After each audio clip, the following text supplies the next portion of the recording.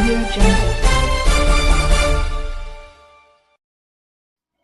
ଭୁବନେଶ୍ୱର ବିଦ୍ୟାଳୟ ଓ ଗଣଶିକ୍ଷା ବିଭାଗ ଅନ୍ତର୍ଗତ ଉଚ୍ଚ ମାଧ୍ୟମିକ ଶିକ୍ଷା ନିର୍ଦ୍ଦେଶାଳୟ ଅଧୀନ ସରକାରୀ ଉଚ୍ଚ ମାଧ୍ୟମିକ ବିଦ୍ୟାଳୟ ଓ ସରକାରୀ ଉନ୍ନତ ଉଚ୍ଚ ମାଧ୍ୟମିକ ବିଦ୍ୟାଳୟରେ ନିଯୁକ୍ତି ପାଇଥିବା ପିଜିଟି ଶିକ୍ଷକ ଶିକ୍ଷୟିତ୍ରୀମାନଙ୍କ ନିମନ୍ତେ ଦିଗ୍ଦର୍ଶନ କର୍ମଶାଳା ଆୟୋଜନ କରାଯାଇଛି।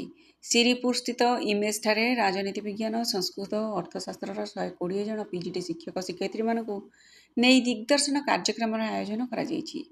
ଉଦ୍ଘାଟନୀ ଅଧିବେଶନରେ ୟୁନିସେଫ୍ର ରାଜ୍ୟ ଶିକ୍ଷା ବିଶେଷଜ୍ଞ ଶ୍ରୀମତୀ ଲଳିତା ପଟ୍ଟନାୟକ, ଉଚ୍ଚ ମାଧ୍ୟମିକ ନିର୍ଦ୍ଦେଶକ ଶ୍ରୀମତୀ ନିୟତି ପଟ୍ଟନାୟକ, ଯୁଗ୍ମ ନିର୍ଦ୍ଦେଶକ ଶ୍ରୀମତୀ ସସ୍ମିତା ମାଳି, ଉପନିର୍ଦ୍ଦେଶକ ଶ୍ରୀମତୀ CH ବିଜୟଲକ୍ଷ୍ମୀ, ୟୁନିସେଫ୍ର ରାଜ୍ୟ ଶିକ୍ଷା ପରାମର୍ଶଦାତା ଶ୍ରୀମତୀ ଜୟାଜ୍ୟୋତି ପଣ୍ଡା ପ୍ରମୁଖ ଉପସ୍ଥିତ ଥିଲେ। ଏହି ଅବସରରେ ମୁଖ୍ୟ ଅତିଥି ଶ୍ରୀମତୀ ଲଳିତା ପଟ୍ଟନାୟକ ଶିକ୍ଷା ପ୍ରଦାନ ନିମନ୍ତେ ଶିକ୍ଷା ଗ୍ରହଣର ଆବଶ୍ୟକତା ରହିଥିବା କହିଛନ୍ତି। କର୍ମଶାଳା ପିଜିଟିମାନଙ୍କ କାର୍ଯ୍ୟଶୈଳୀ ବୁଝିବାରେ ସାହାଯ୍ୟ କରିଥାଏ।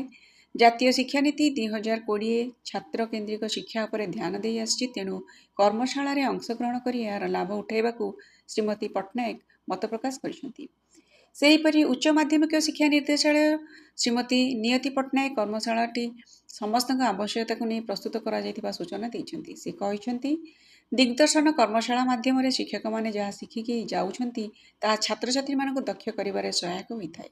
ଏଥିସହ ଯୁଗ୍ମ ନିର୍ଦ୍ଦେଶକ ଶ୍ରୀମତୀ ମାଳି ସ୍ୱାଗତ ଅଭିଭାଷଣ ରଖି କର୍ମଶାଳାର ବିସ୍ତୃତ ବିବରଣୀ ପ୍ରଦାନ କରିଥିଲେ। ଉପନିର୍ଦ୍ଦେଶକ ଶ୍ରୀମତୀ CH ବିଜୟଲକ୍ଷ୍ମୀ କାର୍ଯ୍ୟକ୍ରମ ସଂଯୋଜନା କରିଥିବା ବେଳେ ୟୁନିସେଫ୍ ରାଜ୍ୟ ଶିକ୍ଷା ପରାମର୍ଶଦାତା ଶ୍ରୀମତୀ ପଣ୍ଡା ଧନ୍ୟବାଦ ଅର୍ପଣ କରିଥିଲେ। ସୂଚନାଯୋଗ୍ୟ, ପିଜିଟି ଶିକ୍ଷକ ଶିକ୍ଷୟିତ୍ରୀଙ୍କୁ ନେଇ ଆୟୋଜିତ ଦିଗ୍ଦର୍ଶନ କର୍ମଶାଳା 2ଟି ପର୍ଯ୍ୟାୟରେ ଆୟୋଜନ କରାଯାଇଛି। ପ୍ରଥମ ପର୍ଯ୍ୟାୟ ଜୁଲାଇ 24ରେ ଶେଷ ହୋଇଥିବା ବେଳେ ଦ୍ୱିତୀୟ ପର୍ଯ୍ୟାୟ କର୍ମଶାଳା ଜୁଲାଇ 27ରୁ ଜୁଲାଇ 31 ତାରିଖ ଯାଏଁ ଅନୁଷ୍ଠିତ ହେବ।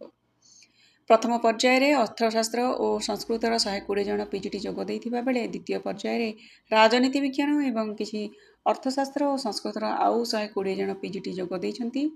ଏହି କର୍ମଶାଳାରେ ଜାତୀୟ ଶିକ୍ଷାନୀତି 2020ର ବିଭିନ୍ନ ଦିଗ, ଲିଙ୍ଗଗତ ସମାନତା ଶିକ୍ଷା, ICTର ବ୍ୟବହାର, ଓଡ଼ିଶା ଏଜୁକେସନ୍ ରୁଲ୍, SAMS ଓ ଶିକ୍ଷାଜ୍ୟୋତି ପୋର୍ଟାଲର ବ୍ୟବହାର, ପୋସ୍ ଆକ୍ଟ, ଛାତ୍ରବୃତ୍ତି, ପ୍ରଶାସନିକ ଭୂମିକା, ପରୀକ୍ଷା ଓ ମୂଲ୍ୟାଙ୍କନ ଯୋଜନା, କ୍ୟାରିୟର ମାର୍ଗଦର୍ଶନ ଆଦି ସମ୍ପର୍କରେ ବିସ୍ତୃତ ଆଲୋଚନା କରାଯାଇଛି। ସମୃଦ୍ଧ ଓଡ଼ିଶାରୁ